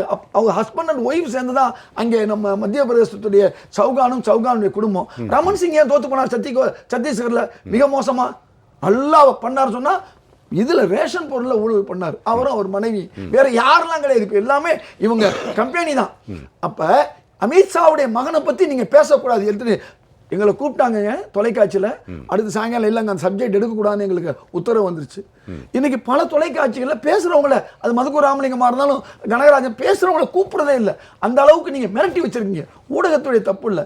அப்படி நீங்கள் பண்ணக்கூடிய இவ்வளவுகளை அடுத்து பாருங்கள், பணமதிப்பு இழப்பை பற்றி சொல்கிறாரு. இந்த பணமதிப்பு இழப்பு இதுதான் உங்களுக்கு மிகப்பெரிய எதிரி என்பது உலகத்துக்கே தெரிஞ்சுக்கணும். எவ்வளவு பேர் கஷ்டப்பட்டாங்க, எவ்வளவு பேர் செத்தாங்க, எவ்வளவு பெரிய பின்னடைவை சந்திச்சிருக்காங்க வியாபாரிகளும் தொழில் அதிபர்களும். சிறு குறு தொழிலெல்லாம் பாதிக்கப்பட்டது நீங்க தான் காரணம். ஜிஎஸ்டி இந்த 2 தான் இன்னைக்கு உங்களுக்கு மிகப்பெரிய வேட்டு வைக்கக்கூடிய ஒரு வெடியாக இருக்கிறது. அதை கூட இதில் நீங்க கொண்டு வந்து இன்னைக்கு அவருடைய பேச்சில் சொல்றாங்க. யார் சொல்றா? நம்முடைய ராம்நாத் அவர்கள் சொல்றாரு. அவர் சொல்லிட்டார், மதுரை எய்ம்ஸ் 8 கோடி ரூபாய் எங்கே, 1300 கோடி ரூபாய் எய்ம்ஸ் எங்க. ஆக இப்படி தொடர்ந்து அவர் சொல்லக்கூடிய காஷ்மீரை பத்தி சொல்றாரு. இன்னைக்கு இந்த காஷ்மீர் மட்டும்தான் இத்தனை ஆண்டுகளாக வருஷத்துக்கு ஏறத்தாழ 73% அதிகமா ஊடுருவல் உள்ளது இன்னைக்கு வரை இந்த ஆட்சியில தான், இதுக்கு முன்ன கிடையாது. இது மாதிரி ஒவ்வொரு விஷயங்கள்லையும் இவங்க வந்து செஞ்சிருக்கக்கூடிய விஷயத்தினாலதான் இன்னைக்கு 3 மாநிலத்தில் இவங்க பெரிய இழப்பை சந்திச்சிருக்காங்க. தொடர்ந்து பேசலாம். திரு மதுக்கூர் ராமலிங்கம், இப்போ இதில் ஒரு சின்ன விஷயம் சொல்லுங்கள். ஊழலற்ற இந்தியா, எங்களுடைய ஆட்சியில் ஊழல் என்பதே கிடையாது என்பது பிரதமர் மோடி அடிக்கடி பொதுக்கூட்டங்களில் வலியுறுத்தி சொல்லுகிற ஒரு மிகப்பெரிய உண்மைன்னு சொல்கிறார். ஆனால் இந்த ரஃபேல் விவகாரம் வரும்போது மாத்திரம் அது முழுமையாக ஒரு வெளிப்படைத்தன்மை இல்லாமல் இருக்கிறது மாதிரி இன்றைக்கு வரைக்கும் இருக்குது. இதில் இடையில ஒரு ஹிந்து ராம் அவர்கள் ஒரு கட்டுரை எழுதியிருந்தவங்க படிச்சிருப்பீங்கன்னு நினைக்கிறாரு. அவர் என்ன பாரதிய ஜனதா கட்சி என்ன சொன்னதுன்னா, காங்கிரஸ் ஆட்சியில் போடப்பட்ட விலையை விட 10% இன்னும் குறைச்சி தான் வாங்கணும்னு சொன்னாங்க. ஆனால் 3 மடங்கு அதிகம். ஆனால் நடந்தது என்னன்னா, விமானத்தினுடைய விலை வேற, விமானத்தில் பொருத்தப்படுகின்ற இல்லை 2 சேர்த்து தான் சொன்னது. அந்த 13 அம்சத்தின் சேர்த்து தான் போட்டிருந்தது. நான் சொல்லுங்க, இதில் ஹிந்து ராம் சொல்கிறது என்னென்னா, 126 விமானங்களுக்கான மொத்த தொகை அதே தொகை தான் 36 விமானங்களுக்கும் செலுத்தப்பட்டிருது. அப்படி தான் ஒப்பந்தம் போட்டிருக்காங்க. 126 விமானங்களுக்குள்ள தொகை கொஞ்சம் குறைச்சி 36 விமானங்களுக்கு கொடுக்கப்பட்டிருக்கிறது. ராணுவ அமைச்சகம் வந்து 126 வேணுங்குது. 7 குவாட்ரன், ஒரு குவாட்ரனுக்கு வந்து 18 விமானம். ஆனா பாதுகாப்பு நாங்கள் கவனமா இருக்கோம்னு சொல்லிவிட்டு 136, இன்னைக்கு 156 தேவை, அன்னைக்கு 136 தேவை, இன்னைக்கு 156 160 தேவைப்படும் போது இவங்க வெறும் 36 மட்டும், அதுவும் உடனே வரும் சொல்றாங்க இல்லையா. இனி வரப்போறது என்ன, 4 வருஷம் கழிச்சு வரப்போறது. இந்த 126 விமானம் வாங்க வேண்டிய நேரத்துல வெறும் 18 36 எப்படி பாதுகாப்பு? அதே ராம்நாத் சொல்லியிருக்காரு. சரி, ரபேல் ஊழலை பொறுத்த வரைக்கும் ஊழலை ஒழிப்பதாக சொல்றாரு. ஊழல் ஒழிக்கிறாங்க, யாரு கண்ணுக்கும் தெரியாம ஒழிக்கிறது வேற, டிஸ்ட்ராய் பண்றது வேற, தெரியாம மறைக்கிறது வேற. இந்த ரபேல் விமான ஊழல் பேரத்தை பொறுத்த வரைக்கும் உச்சநீதிமன்றத்திலே தவறான தகவல் கொடுத்தாங்க. இதுதான் ரொம்ப ஆபத்தான ஒரு விஷயம். என்ன அப்படின்னா, நாங்கள் வந்து நாடாளுமன்ற மத்திய தணிக்கை குழு கணக்கு குழு பார்த்துருச்சு, நாடாளுமன்ற அங்கே இருக்கிற பொது கணக்கு குழுவும் பார்த்துருச்சுன்னு சொன்னாங்க. திருப்பி போய் சொல்கிறாங்க நாங்களே ஒரு சேர்ந்து அமெண்ட்மெண்ட் கொடுக்குறோம். அதன் அடிப்படையில் அவங்க என்ன சொல்கிறாங்க, அவங்க பார்த்த பிறகு இதில் என்ன இருக்குது அப்படின்னு சொல்லி உச்சநீதிமன்றம் சொன்ன பிறகு கார்கே சொல்கிறாரு, நான் தான் பொது கணக்கு குழு தலைவர், அப்படி அறிக்கையை பார்க்கவே இல்லைங்கிறாரு. அந்த தணிக்கை குழு சொல்லுது நாங்கள் இன்னும் கொடுக்கவே இல்லைன்னு. கொடுக்காத அறிக்கையை, பார்க்காத அறிக்கையை உச்சநீதிமன்றத்துக்கே பொய் சொல்லி அவங்க சொன்ன பிறகு என்ன நாடாளுமன்றத்தில் பிரச்சனை வருதுன்னு சொன்னால், இது ஒரு நாடாளுமன்ற கூட்டுக்குழு அமைங்க, அதில் பிஜேபி தான் மெஜாரிட்டியாக இருப்பாங்க, காங்கிரஸ் இருப்பாங்க, கம்யூனிஸ்ட் இருப்பாங்க, எல்லா கட்சியும் இருப்பாங்க. விசாரிக்கலான்னு சொன்னால் மத்திய நிதியமைச்சர் இவங்க நிர்மலா சீதாராமன் நம்மளாம் என்ன சொல்கிறாங்கன்னா, வாய்ப்பே இல்லை. ஏன்னா இதே போக்குவரத்து சூழல் 56 கோடிங்க, அதுக்கே வந்து நாடாளுமன்ற நிலைக்குழு இருந்தது, அதில் பிஜேபி மெம்பராக இருந்தாங்க. அதன் பிறகு பார்த்தீங்கன்னா 2G ஊழல், அதுலேயும் வந்து பார்த்தீங்கன்னா நாடாளுமன்ற நிலைக்குழுன்னு கேட்டாங்க, நாடாளுமன்ற கூட்டுக்குழு கேட்டாங்க, அதுலேயும் இருந்தாங்க. நான் என்ன கேட்குறேன்னா, நீங்கள் எதிர்க்கட்சியாக இருக்கிற பொழுதெல்லாம் அப்படி கேட்குறீங்க, தகராறு பண்ணுறீங்க, அந்த குழு அமைக்கப்பட்டு அதுலேயும் அங்கே வைக்கிறீங்க. இதில் வந்து ஒரு வெளிப்படையாக வந்த பிறகு ஏராளமான கேள்விகள் இருக்கு. ஏன் நீங்க வந்து ஒரு ஆரம்பிக்கப்படாத, எவ்வளவு கூத்து நடக்குது, ஆரம்பிக்கப்படாத அம்பானியினுடைய பல்கலைக்கழகம் தான் உலகத்தின் இந்தியாவினுடைய சிறந்த 10 நிறுவனம்னு அவார்டு கொடுக்குறாங்க. ரொம்ப நம்ம ஏற்கனவே பொதுத்துறை வந்து அவ்வளவு ஸ்ட்ராங்காக இருக்கிற பொதுத்துறை நிறுவனம் அதுதான் அந்த பாதுகாப்பு உபகரணங்களை கொடுக்கறதாக இருந்தது. அதை ரத்து பண்ணிட்டு ரிலையன்ஸ் டிஃபென்ஸுக்கு கொடுக்குறீங்க. நீங்க இந்த ஒரு வருஷத்துல மட்டும் இவங்க ரிலையன்ஸ் கிட்டத்தட்ட பல மடங்கு உயர்ந்திருக்கு. அதனால வந்து புதிய இந்தியாங்கிறது அவர்களுக்கான இந்தியா. அதனால சொன்ன இருக்கிற இந்தியாவை விட்டுருங்க அப்படின்னு சொன்னது காரணம் என்னன்னா, இந்த ரபேல் ஊழல்ல முழுக்க வந்து மோசடி நடந்திருக்கு, ஊழல் நடந்திருக்கு. ஆனால் இது ஏன் நீங்கள் அவ்வளோ நம்ம தமிழில் சாதாரணமாக சொல்லுவாங்க, மடியில் கனம் இல்லைன்னா வழியில் எதுக்கு பயம் அப்படின்னு. ஏன் மறைக்கிறீங்க? நேர்மையாக இருந்தால் நீங்கள் நாடாளுமன்ற கூட்டுக்குழு அமைங்க, பிஜேபிக்காரரே தலைவராக இருக்கட்டும், காங்கிரஸ், கம்யூனிஸ்ட், எல்லா கட்சியும் தோழமை கட்சி எல்லாரும் சேர்ந்து விசாரிப்போம், அவங்க கிளீன் சிட்டு கொடுக்கட்டும். அதானே கடந்த காலத்தில் நடந்திருக்கு. ஏன் வந்து இதில் மட்டும் நீங்கள் மறுக்கிறதுக்கு என்ன காரணம்? திருப்பியே ஊழல் இல்லை, அண்ணன் சொன்ன மாதிரி வியாபம் ஊழல், எத்தனை ஊழல் சொல்லிகிட்டே போகலாம். இதில் ஊழல் இல்லைன்னு சொல்கிறதா மிகப்பெரிய ஊழல். ராமமூர்த்தி, அடுக்கடுக்கான கேள்விகள் மீண்டும் வரவேற்கப்பட வேண்டிய கேள்விகள் தான். ஏனென்றால் இந்த மாதிரி கேள்விகள் எழுப்பும்போது தான் விளக்கம் கொடுக்கறதுக்கான வாய்ப்பும் நமக்கு கிடைக்குது. அதனால் நிச்சயமாக கேள்விகள் வரவேற்கப்படுகின்றன. அந்த அடிப்படையில் தான் நான் இதை பார்க்கின்றேன். ரொம்ப சந்தோஷம். சகோதரர் வந்து ஏன் வந்து 2 நிமிஷத்தில் நான் முடிச்சிடறேன் சார். ஹெச்ஏஎலுக்கு ஏன் இது கொடுக்காம, இதே காங்கிரஸ் ஆட்சியில் 2 விஷயத்தை என்னால் சுட்டி காட்ட முடியும். திரு ஏகே ஆண்டனி வந்து ப்ரெஸ் மீட் போட்டு சொன்னார், ரஃபேல்டோ எந்த விமானம் வாங்குறதுக்கு இந்த அரசாங்கத்தில் பணமே கிடையாது, அதனால் நாங்கள் பணமே வாங்கலன்னு. 2004 2014 வரைக்கும் நம்முடைய விமானப்படைக்கு ஒரு விமானம் கூட சேர்க்கப்படவில்லை 10 வருடங்களா. சரி, இந்த அரசாங்கம் அதற்கான பணத்தை சேகரம் பண்ணி 36 விமானம் வாங்குறாங்க. 45% அதிக விழுக்காடுங்கிறதா ராமுடைய குற்றச்சாட்டை காங்கிரஸ் கட்சியில் தீர்மானித்ததை விட. ஆனால் மிக முக்கியமான விஷயம் வந்து என்னன்னா, நீங்கள் ஒரு சாதாரண விமானம் வந்து 1200 கோடி 1300 கோடி இருக்கும், அதில் ஒரு 500 பேர் 1000 பேர் போவாங்க. 2 பேர் பைலட் போகக்கூடிய ஒரு விமானம், ஏன்னா வித்தியாசம் இருக்கின்றது. சரி, சாதாரண பயணிகள் பயணிக்கக்கூடிய விமானத்துல நீங்க வெறும் பண்ணல. இது அப்படி இல்ல. நீங்கள் வந்து மிக சக்தி வாய்ந்த அணுகுண்டு வரைக்கும் வைக்கக்கூடிய ஒரு விமானத்தை, அணுகுண்டு இல்ல அந்த லெவல் வரைக்கும் கூட மிகப்பெரிய சக்தி வாய்ந்த குண்டுகள் நீண்ட தூரம் சென்று தாக்கிவிட்டு திரும்பக்கூடிய விமானங்கள் இதெல்லாம் வந்து வரும்போது வந்து என்னன்னா அந்த அம்யூனிஷனோட சேர்ந்ததுனால தான் அதே ரஃபேல் தான் சார்.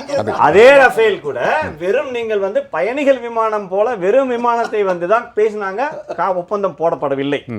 ஒப்பந்தம் பேசப்பட்டதை தவிர்த்து போடப்படவில்லை. ஒரு 10 பைசா கூட கொடுக்கல. ஒரு விமானம் கூட நீங்க வாங்குறதுக்கு ஒப்பந்தம். ஒண்ணு. ரெண்டாவது வந்து என்னன்னா நீங்க வந்து அந்த ரிலையன்ஸ் கூடன்னு சொன்னீங்க. ரொம்ப சந்தோஷம். ஹிந்துஸ்தான் ஏரோநாட்டிக்கல்ஸ் லிமிடெட் இருக்கும்போது நீங்க அகஸ்தான் வெஸ்ட்லாண்ட்ல போய் வந்து ஹெலிகாப்டர் வாங்குனீங்க. ஊழல் இன்னைக்கு வந்து கிறிஸ்டியன் மைக்கேல வந்து அரெஸ்ட் பண்ணி அங்க இத்தாலியிலேயே அது ஊழல் நிரூபணம் ஆயிட்டது. இந்த மாதிரி ஊழல், அதாவது தொடர்ந்து ஊழல் செய்கின்ற கட்சி காங்கிரஸ். அதனால தங்களை போலதான் கண்ணாடியை பார்த்து பேசக்கூடாது. அவ்வளவுதான். ரஃபேலு ஏன் ரஃபேல் கொஞ்சம் வாங்கிட்டு மீதியை இந்தியாவில் தயாரிக்கிறது தான் முக்கியம். அது அகஸ்டாவா இருந்தாலும் எதுவா இருந்தாலும் அதுதான் முக்கியம். ஒன்று நான் சொல்லி முடிச்சுக்கிறேன். 7 IIT 7 IIM நிறுவனங்கள் தொடங்கப்பட உள்ளன. கேந்திரிய வித்யாலயங்கள் 103 பள்ளிகள் திறக்க நடவடிக்கை எடுக்கப்பட்டுள்ளன. எதுவுமே திறக்கல, எய்ம்ஸ் மாதிரி. அப்ப எப்படி இந்த சொல்லக்கூடிய இன்னைக்கு அவர் பேசின ஒவ்வொரு பேச்சும் விவசாயிகளுக்கு 1.5 மடங்கு கொடுக்கப்பட இருக்கிறது. இது 2 மடங்குன்னு சொன்னாரு. 1.5 மடங்கு அதுவும் கொடுக்காதனாலதான் அவங்க சாகுறாங்க. மகளிர் நலன் நான் ஏற்கனவே உங்களுக்கு சொன்னேன். மகளிர் நலன் பட்ஜெட் இல்ல, உங்க பேச்சு பாருங்க எப்படி இன்னைக்கு பேச்சு வந்து பட்ஜெட் அல்ல, நாளைக்கு விஷயம் என்னன்னு சொன்னா இன்னைக்கு எப்படி எய்ம்ஸ்ங்கிறது ஒரு பெரிய ஏமாற்று வேலையோ 2வது முறை திறக்கப்பட்டதோ 8 கோடியை போட்டுட்டு நாங்க 1001 போட்ட மாதிரி எனக்கு ஓட்டு போடுங்கிற தமிழிசை சொல்ற அளவுக்கு இது மிக மோசமான பிஜேபி என்பது பொய் சொல்லக்கூடிய பிஜேபியாக மாறி இருக்கிறது. புதிய இந்தியாவில் 30 வினாடிகள் அவ்வளவுதான். என்னன்னா சமீபத்தில் செய்தி பார்த்து ரொம்ப அதிர்ச்சியா இருந்தது. நம்ம கடுமையான முயற்சிக்கு பிறகு பல கொள்ளை நோய்களை தடுத்திருக்கிறோம். பெரியம்மை ஒரு காலத்தில் பெரிய நோயாக இருந்தது, காலரா இருந்தது. இன்னைக்கு வந்து போலியோ இல்லாத இந்தியான்னு சொல்லி இந்த ஆண்டு ஏன் வந்து அந்த ஞாயிற்றுக்கிழமை ஏன் அந்த கேம்ப்னு அறிவித்த பிறகு ஏன் நடத்தலைன்னா அது வந்து கிட்டத்தட்ட ஒரு 400 கோடிக்கு உள்ளதாங்க அந்த தொகை. ஒரு வளமான இந்தியான்னு சொல்றீங்க இல்லையா, அந்த வந்து அதுக்கு வந்து உங்களுக்கு 3000 கோடிக்கு பட்டேலுக்கு செலவைக்கிறீங்க. நம்ம பிரதமர் சுற்றிக்கிட்டே இருக்காரு ஒவ்வொரு நாடா, இது சரி அடுத்து வைக்க போகிறேங்கிறீங்க. இந்த நாட்டினுடைய குழந்தைகள் நாளைக்கு நல்லா வராமல் அதுக்கு நிதி ஒடுக்க முடியலைங்கிறீங்க. இது எவ்வளோ பெரிய புதிய இந்தியா இப்படி தான் இருக்குமானால். மற்றபடி நான் ஒன்றே சொல்லி முடிக்கிறேன். இது வந்து ஒரு முதல் குடியரசுத் தலைவர், அதாவது மோடி அரசினுடைய முதல் உரையே கிடையாது. 4.5 வருஷம் இருந்து இதெல்லாம் பண்ணியிருக்கேன்னு கம்பீரமாக சொல்லணும். ஆனால் முதல் உரையில் என்ன சொன்னாங்களோ அதை பண்ணுவோம், இதை பண்ணுவோம், வானத்தை வில்லால் வளைப்போம், மணலை கயிறா திருப்போம்னு சொல்கிறாங்களே தவிர கடந்த தேர்தல் வாக்குறுதி எதையுமே நிறைவேற்றவில்லை. எனவே குடியரசுத் தலைவர் உரை என்பதை அவர்களே ஒரு குற்ற உணர்ச்சியோடு தான் தயாரித்திருப்பாங்கிறது தான் என்னுடைய கருத்து. சரி, நல்லது. இந்த 1 மணி நேரமும் அழகான சிந்தனை துளிகள் தெரித்து விழுந்தன. உண்மையிலே நல்லா இருந்தது. அருமையான கருத்து பரிமாற்றம். வந்து உங்களுடைய கருத்துக்களை பரிமாறிய மூவருக்கும் ஜெயா+ தொலைக்காட்சி சார்பில் நெஞ்சார்ந்த நன்றி. நேயர்களே, மீண்டும் ஒரு கேள்விகள் ஆயிரம் நிகழ்ச்சியில் உங்களை சந்திக்க